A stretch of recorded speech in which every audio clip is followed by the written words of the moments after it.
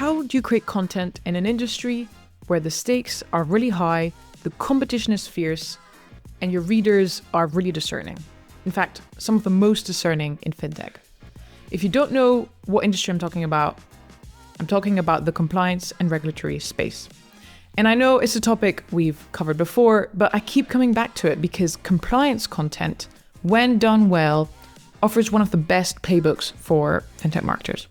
You can't get away with mediocrity. The audience is just too sharp, too smart, and they can sniff out fluff from a mile away. But there's an upside, which is that they're also some of the most engaged readers out there. For them, consuming content is really part of the job. But the challenge with this space is that it's quite saturated. And with the rise of AI-generated content, there's even more going on. And in a space like compliance, where accuracy and nuance is really important, you can't really outsource it to ChatGPT and call it a day. The bar is just too high. And I think what we're seeing in compliance now is really just the beginning, and the rest of FinTech will follow. High quality, expert-led content is really going to be the only way to stand out. So in today's episode, I'm speaking with Dawn Crew, CMO at Trulioo, and she's someone who understands this better than most. She's got leadership experience at SAP, TransUnion, and now Trulioo, where she's seen the compliance content game evolve firsthand. For those unfamiliar with Trulioo, they are a global powerhouse in digital identity verification, helping companies onboard users in seconds rather than days. And they currently enable verification for more than 5 billion people, 700 million businesses across 195 countries. With Dawn, we talk about why content is central to Trulioo's go-to-market, what enterprise-level content strategy really looks like, how to differentiate in a crowded space, and the lasting impact of the rebrand they did a couple of years ago. I really enjoyed this discussion, and I hope you do too. Let's get into it. You're listening to the FinTech Marketing Lab podcast. I'm Araminta from Mint Studios, a content marketing agency specialized in the FinTech space. And this podcast is where we experiment, explore, and break down how FinTech marketing actually works in practice. Each episode, I talk with top FinTech marketers about what they're testing, what they're learning, and how they're pushing the boundaries of brand, strategy, and team building. With that, let's get into today's episode. I'd just like to start from the beginning. So tell me a bit about your role as CMO. What does the day-to-day look like? And also from a content perspective, where is your input there? So my day-to-day varies. I would say there is no day-to-day. If I'm traveling, I'm typically up and at it in the morning with meetings and doing that throughout the day. And the topics that I'm covering span from what are we doing with what are the go-to-market priorities? What's happening with content to support the campaigns, the actual campaigns themselves, how we're performing, and then what's our PR and media strategy. And then positioning and messaging. So I do a lot of context shifting throughout the day. It's primarily in-person and virtual discussions, meetings, workshops, and quite a bit of travel to the events that we are at and other types of things that we do in the field with customers. Nice. So if we were to dive into content, what would you say is the role that content plays across Trulioo's wider marketing strategy? Content's critical. Content's the core of our strategy, of our go-to-market. It's really how we bring it to life and add value to our prospects and customers throughout the entire life cycle. So we look at content from a few different angles. We look at it from the industry angles. We have a large market share in marketplaces and payments type organizations. And so those are two different industries who may be doing identity verification, but doing it very differently. So we look at our content playing a part to add value from an industry-specific lens for our customers. And then for prospects, we look at, okay, if somebody is engaging in making a decision about identity verification technology. Are they early on? What are the types of things that they would need to know? Are they in evaluation? Are they making a final decision? And so our persona as an organization, our brand persona, is the trusted expert. So all of our content, the role that it plays is to help amplify our voice as an expert in the identity world. And I've seen that you do a lot of different type of content across a lot of different formats. What have you seen, like the trusted expert? What kind of content do you feel is the one that resonates the most or is most important for a trusted expert? Or would you say it's all of them? I think it's all of them and it's dependent. And so what we like to do is look at the industries, the big major problems, trends, as well as where somebody is in their journey. Are they deciding on an identity verification solution, or are they trying to optimize one that they've had for years? And I think in terms of coming forth as the trusted expert, the case studies and success stories are by far the most requested pieces of content from our customer success teams, as well as our new business sales teams. And because they tell the story of the power of our solution. And it's typically the customer telling the story, which is even more powerful than us telling it ourselves. But we also do industry reports, and we look at our data and the millions and millions of transactions that we see in a period, and we draw insights from those, and we create reports that showcase our thought leadership.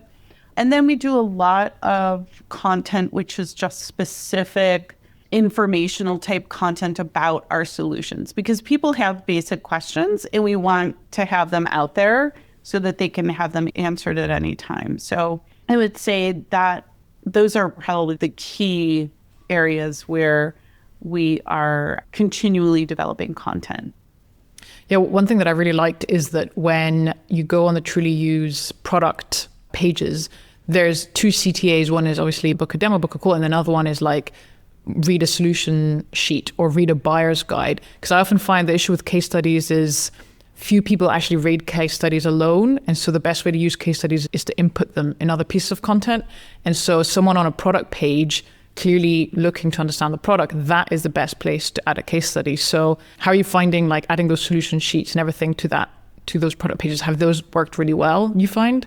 Yeah, they work really well. We find that our engagement numbers are increasing, because it's one thing to say, hey, I want a demo. That's a big commitment from a customer or prospect to say like, hey, I want to take my time and actually interact with you virtually or in real life. A lot of times they just want to learn before they're ready to take that step. And so offering both has really impacted engagement, because someone will come, they'll read, they'll learn by downloading something. And then they'll say, oh, I have advanced questions. Let me request a demo or a live interaction. So I see them working hand in hand. Yeah, definitely. I really like it. I think it makes a lot of sense. So let's talk about content strategy. Like, you're producing so many different types of content. How do you put together your strategy? Who's involved in creating the team? Like, how big is the team, or who are the people involved in it? How does that work? Yeah, I mean, content strategy is a team sport. A lot of things in enterprise technology are team sports, and marketing and content are no exception. We build our strategy around really three pillars: thought leadership and sort of authoritative pieces like bylines, speaking sessions, interviews, things that showcase our expertise in identity verification and our longevity and our vision in identity verification.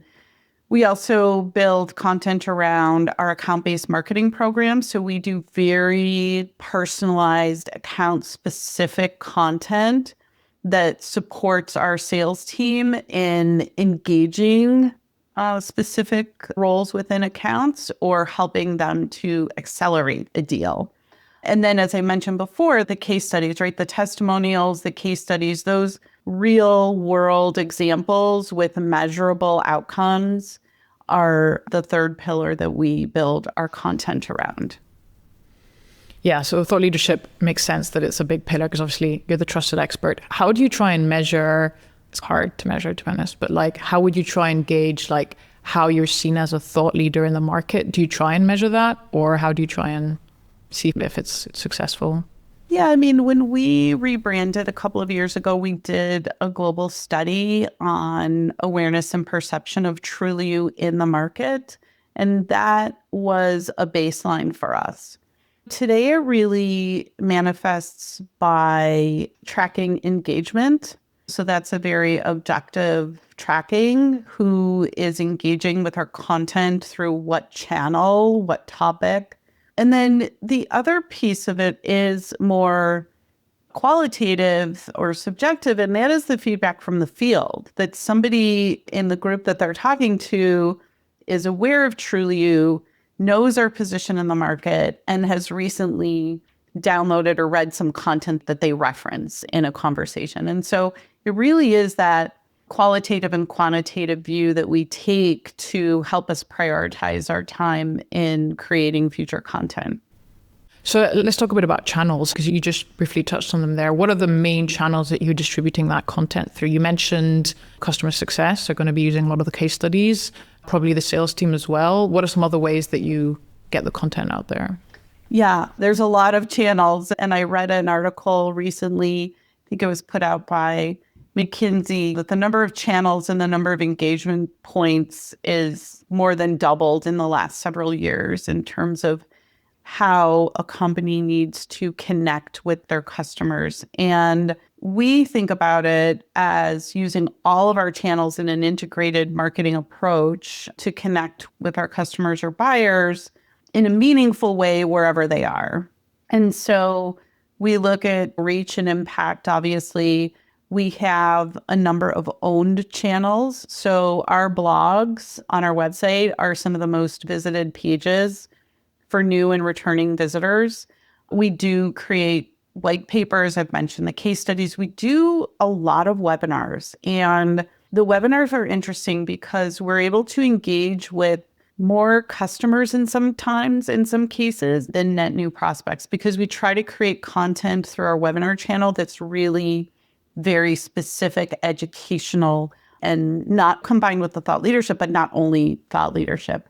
We do have earned channels as well. So we have our PR channel, of course, and we also have speaking. We consider that as a channel. We have a bench of experts at Trulioo that we have on stage at the various key conferences in the identity world.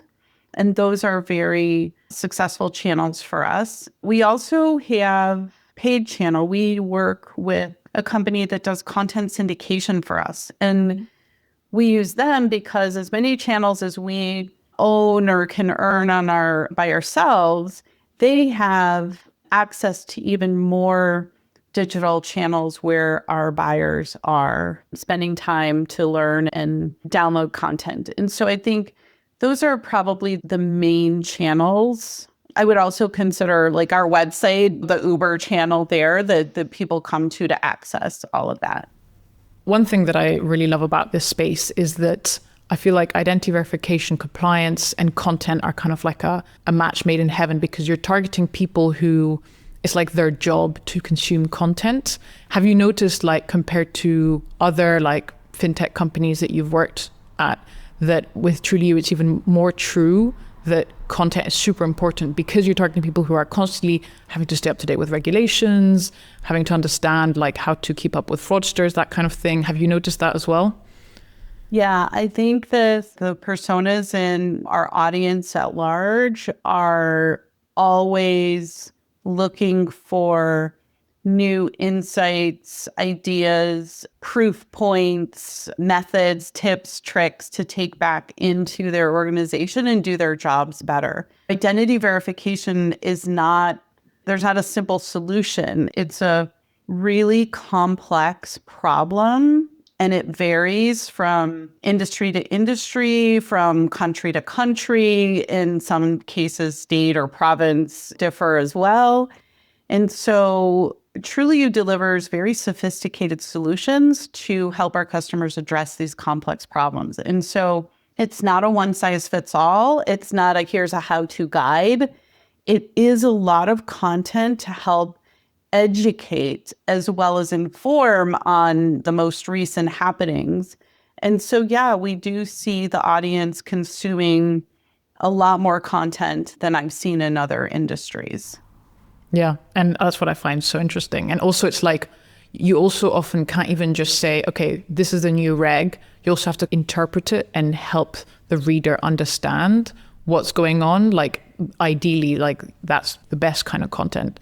And that's an interesting area too in this space, right? Because regulatory compliance it's not black and white. It's variable, and the compliance officers are in the position of really ensuring compliance without a ton of risk. And so managing that balance is something that our customers take full ownership of, and we operate as their trusted experts to share with them the flexibility and modularity of our capabilities and how they can implement them to meet the regulatory compliance requirements, as well as maintain the best kind of cost per good verified user and future-proof their identity verification processes as well. So again, I come back to it's not a simple one-size-fits-all solution, and the regulatory landscape definitely keeps it interesting. Definitely. And also there's quite a few players in this space creating a lot of content. What do you find is important to ensure that like Trulioo's content stands out and is like really that trusted expert? What do you think is necessary to take that like to the next level? I think that it stands out because it's true. It stands out because it's specific. It stands out because it helps our customers learn things that they can then take back into their organization and deliver better value to their company. And I think by helping our customers be successful, we are inevitably successful. But would you say, like, in terms of producing that content, have you found that there's specific processes that help in creating like that really high quality? Like, for example, involving or asking the experts to write that content or basing it on like interviews? How do you really ensure that because it's exactly what you said, right? You have to stay on top of things constantly. So how are you able to do that to ensure like the content's at that level? Yeah, I mean, we do have a pretty experienced, small but mighty, but very experienced content team. And they draw upon others in the organization. We're also very fortunate that we have brilliant and prolific writers on our product management team. So they are key for us in getting very specific technical insights into our content that an engineer or a developer appreciates. So it's not just the business outcomes, it's also the technical viewpoints that are really valuable to get into our content. And so the team taps into the product and engineering folks for that. I think the other part of the organization that's very active in supporting the development of our content, there's two actually. It's our solutions consultants. So the technical expert architects who are in the meetings, supporting sales, doing demonstrations, setting up proof of concepts. They have front seats to what's going on in the market. And so they provide a lot of input to our teams, which ensures it's really timely and relevant content that we're putting out. And then last, but certainly not least, is our customer success team, the team that works with our customers day in and day out, not just to get them implemented, but to do ongoing quarterly business reviews and ongoing performance optimizations and ongoing support as they add on new countries or reconfigure their workflows. Those teams throughout Trulioo are very much active in input to our content. It involves everyone. Like, this is what's required to create the right quality. And this is often what I see, I think, is the issue, or why content isn't as good as it should be, is because it's just the content marketer or just the writer doing the content based on research. Yeah. If you don't involve the people who are talking every day to customers, then it's just not going to resonate with the reader. Yeah, and there's different processes and methods that we'll go about it, from crafting something from an outline perspective just with bullet points and then having them flesh it out. Sometimes we get input. I know our machine learning and AI experts are bringing content, fully written, long form content to us to then use in a way that makes sense through our multiple channels. And then Lauren will also sit and interview our experts and gather insights for other interviews or speaking slots or long form content. So there's a number of different ways. And I think it's really important for a marketing organization and content creators to be flexible in terms of how they get that super deep and detailed information. It's got to be based on how the stakeholder works the best. Yeah, I couldn't agree more. And I think also writers who are willing to get their hands dirty and really understand the product themselves. Like, this is something that I'd say is quite important in FinTech, especially where the products are quite technical. As a content marketer or a writer, you need to be willing to spend time understanding the product, because if not, it's going to get tough. 100%. I also think this is an exciting use case for AI, which we'll talk about in a second, where you try and ask the SME, the subject matter expert, to share their thoughts recording, and then you can somehow use AI to turn that into a piece of content. But anyway, I'll talk about that in a second. I wanted to ask a bit about your rebrand, because you did that a couple of years ago. And I think, a lot of companies are often scared of doing a rebrand, of the implications. So I'd be curious to hear, what was the process behind the rebrand, and how did you find that really helped your content strategy, or how did it affect your content marketing overall? Our rebrand really was a comprehensive end-to-end repositioning of Trulioo in the marketplace. And as I said, we did this global survey. We got input from our customers and personas within target type accounts to understand their awareness of Trulioo and how they viewed Trulioo. And the thing that came out in every single way we sliced and diced the data was that we had a high level of awareness in the market, and we were viewed as a trusted expert, hence our persona. And so that has really driven a ton of our content strategy. The other things that we look at are our brand pillars when we're creating content. Truly global. So wherever you are in the world, we perform the best. Built for business, so really focusing on the enterprise grade identity tech that we deliver. And then intelligent technology, so the depth of our AI, ML, and the specific product capabilities. So our rebrand really impacted kind of the voice that we take out to the market, and then the pillars within which we organize our content. And so regardless of whether we're speaking to compliance leaders or product leaders or risk people, we're able to communicate to them against that framework, so to speak. It also, I would say, caused us to do more socialization on inputs and reviews before we put content out. We also focused on specifics around our solution and why it's better, why it's different, and why it's better at a very technical level, not broad brush statements. And I think if we hadn't done the rebrand, we would have maintained our good quality content, but it wouldn't have been at a level, it would have stayed at a couple levels higher than what our customers truly value. I would say that the biggest impact it made is how we look at all of our content being created through the lens of we are the trusted expert. Yeah, I really like that. So you didn't have that persona in mind of the trusted expert before you did the rebrand. That was not something you had in mind. Is that? We did not have a brand persona at all. Okay. Yeah. Yeah. So that was part of our entire rebrand process. It wasn't just a visual rebrand. It was a full inside out rebrand.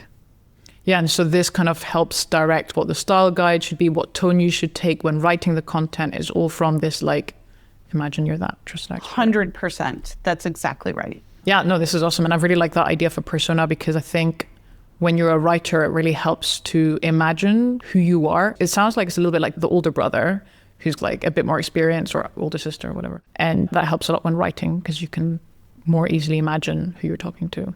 You mentioned content for or enterprise as one of your pillars. How do you find like creating content for enterprise is like different to other types of companies? Have you found that something seems to work better than others, or maybe they're more interested in webinars? What have you seen as maybe different about targeting enterprise? I think the biggest difference for enterprises, you have to have several different form factors for them to engage with, and while they all have to sort of hang together in a cohesive way, they all need to add value on their own. Enterprise leaders, especially in our identity space, as you referenced before, like they're always looking to learn things. And so you've got to be creating content that can be accessed through multiple channels, but you also have to be creating different types of content. Some may want to join a webinar, and that will spark some ideas for them to come back to our website to look for things, to download more specifics on something that they may have picked up in the webinar.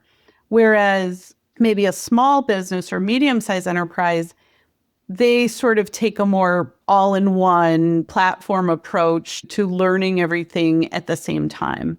And the enterprises are going to go deep into a specific topic that's relevant to what they need to be working on at that time. They're larger organizations, typically a lot of different people trying to tackle a similar problem. And so the quality and quantity of content and the variety has to be there. Yeah, because the content targeting, like the person who's going to implement the solution versus the person who's going to figure out how this fits into the product versus the consultant that's advising, they're all going to care about different parts of the product. How do you find that it's important that the right person finds the right kind of content? Do you think that's just a matter of like making it really clear within the website? Or how would you make sure that each person on that committee finds the content that's relevant specifically to them? Yeah, I think there definitely is. It's important to make sure that we have content created for the different members of the buying group, because as you said, they all care about different things. Not all of that content is accessed through the website. We do targeting through email, for example, or digital, but our sales team is also a really big channel for us. I didn't mention that earlier. And that's where the content, like for the developers or the engineers, they're going to access that more through, I mean, they may go online and hopefully they do read our developer documentation. There's a lot of very rich content there. But our sales teams also, as they get to know the members of the buying group, know what the topics are that are of key interest, the problems that they're trying to solve and the angle that they're trying to sell them from. And then they'll work with the content team through product marketing and product to access content we have in our library or to create bespoke content for them. And I would say this is maybe a big difference between enterprise and other types of companies, where enterprise is going to be the sales team that's probably going to be or the people delivering the ABM campaigns that are going to be the channels, the main channels. Yeah, I mean, you'd be surprised these days how many enterprise customers are interacting with us before they get on the phone, or enterprise prospects, quite a bit. But those are going to be the more top of funnel, thought leadership, right? Mid funnel type pieces. Once you get into architecting a solution, it's definitely through the sales team. Yeah, nice. I'd like to finish on the topic of AI because it's a very interesting one in the content space. Could you share some ways that you're testing it from a content or a marketing perspective as well, just in general, some ways that you're finding it to improve the content or save time or save resources, anything like that? What have you found has worked quite well? I mean, look, everybody's playing with AI. I think it is great for either helping draft something by just putting in your raw bullets or ideas, drafting something to the ball rolling. Exactly. It's also good to help summarize really long things like white papers or even webinars, optimizing for SEO. I mean, we still need heavy human interaction to make it at the level of a truly trusted expert. And I think in our business, where the problems are complex and the solutions are really sophisticated, we can only take AI so far and maintain our trusted expert persona. So don't get me wrong, we're using it everywhere. We're experimenting with it everywhere, but we still need that human interaction. Definitely. I think it's interesting also because whereas maybe in other audiences, the buyer will use ChatGPT to do their research, in compliance, they're going to be a lot more wary of ChatGPT because it could hallucinate, it could get things wrong. And in identity and compliance, the stakes are so high, right? You cannot get something like that wrong. And so they might be less willing to do a ChatGPT and much more willing to go straight to the Trulioo website to a trusted expert and get their content straight from there. That's the thought I had. Yeah. And I think the other dimension, which isn't necessarily a productivity one, is as marketers, we have to really understand the AI and ML in our own solutions. That's not natural for marketers, all marketers, to be able to just pick up. And so AI for content creation, yes, that's one thing, but marketers understanding AI as they develop their content is something else that we've really found we have to, and that we have invested in. Yeah, as in don't give it certain data or understand that it's word prediction. Like, is that what you mean? Like how it really works? Well, no, it's a couple things. But what you're saying, yes. I mean, we can't put anything, we never put anything into, a ChatGPT, for example, that's proprietary. Things that are going to live on our public web, fine, but nothing proprietary. So there is some kind of learnings that have to go on. No, but what I mean is, as marketers, we have to create content that explains our AI and ML in a way that's very technical and yet engaging. And I think that's a new motion for a lot of marketers these days. And in order, right, everything's AI. There's so much noise that the challenge for marketers today is to communicate effectively of why our AI and ML is different, why it's better. And that is something that customers are asking more and more for. Very interesting. That's a whole topic in itself. My last question is, could you share a piece of content that Trulioo has created that you're proudest of? One piece of content I would say that's out there right now is our trends report. That's been a standout piece for consecutive years. We do a comprehensive analysis of key trends and offer insights and suggestions of how our customers tackle those trends. I did mention our case studies, but I also think one of the things that I'm most proud of, and shout out to our leader, Lauren Kay, who's driven this for us, is really the number of our thought leaders, our experts that we've gotten on stages at conferences or have been part of expert panels at customer conferences. That is a testament to living our trusted expert persona. And while it's not long form written content, it is a channel for us, and we are delivering content in a presentation or panel style. And I think of anything, that's the thing I'm the most proud of. That's amazing. I love that.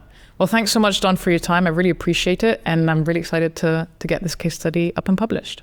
Great. Well, thank you so much. 1, 2, 3, 4. Thanks for listening. You can find show notes and information about guests at www.mintcopywritingstudios.com/podcast. And finally, huge thanks to Orama.tv for producing this podcast. Thanks for listening, and see you at the next episode.